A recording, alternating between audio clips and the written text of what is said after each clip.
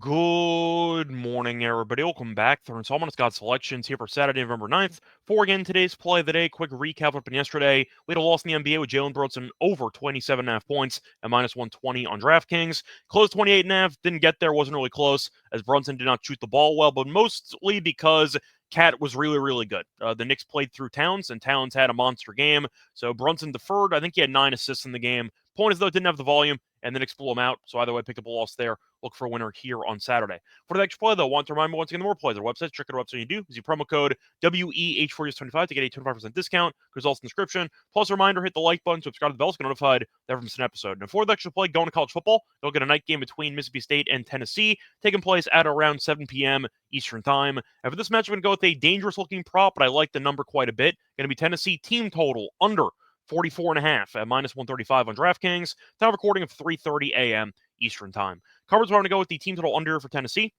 First reason, Tennessee had a great offense to start the year. They scored 69 points in the opener against Chattanooga, 51 against NC State, and 71 against Kent State. However, since conference play started in the SEC, they have been not as great offensively. Looking at the actual numbers, Tennessee has scored less than 29 points in all 5 conference games of the season, and once again, the numbers are 44.5. I think Tennessee can have a great game offensively while still going under in the spot, and you're looking at Mississippi State. Their defense is really bad. Not going to sugarcoat it, but they have been a bend but don't break defense for most of the season. They have allowed less than 42 points in 7 of their first 9 games of the season. But because they're in the SEC, they faced off against some real good competition, and they've actually gone under this number for the opponent team totals. So going through the actual matchups, played Texas, who was number 1 in the country for a bit, gave up 35 points in that game. Played Georgia, who was also number 1 at some point, gave up 41 points in that game. Played Texas A&M and gave up 34 points in that game. So the point is, you're looking at Mississippi State playing 3 separate top 10 caliber teams,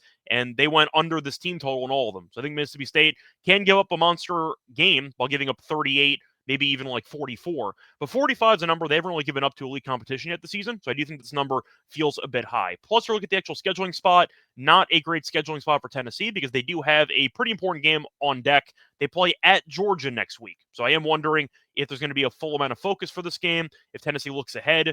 I do think you're looking at Tennessee probably getting up early and then coasting for the entire second half. But when they play Georgia up next, I do wonder if Tennessee will be fully engaged on running up the score, or they're going to try to keep people healthy. I'm assuming the latter, because that is a very important game next week, obviously. They're looking at Tennessee, who has also been struggling with their kicker, because you're looking at Max Gilbert, who was good to start the season. Last 2 games, though, he has been useless. He's missed 5 of his last 6 field goal attempts. So Tennessee might once again miss a couple kicks, missed a couple last week against Kentucky. I do wonder if Tennessee is going to maybe go for it a bit more because their kicker's been struggling, or just send him out there. But if their kicker's been having some serious issues, they might leave some points off the scoreboard, and I think that's definitely a nice addition to the reasons why I do like the under in this one. But you're going to give me a team that once again has gone under 29 points in all 5 conference games this season. They're against a defense that has allowed less than 42 to Texas, less than 42 to Georgia, and less than 42 to Texas A&M. So I do think that getting to 45 is asking a lot for Tennessee.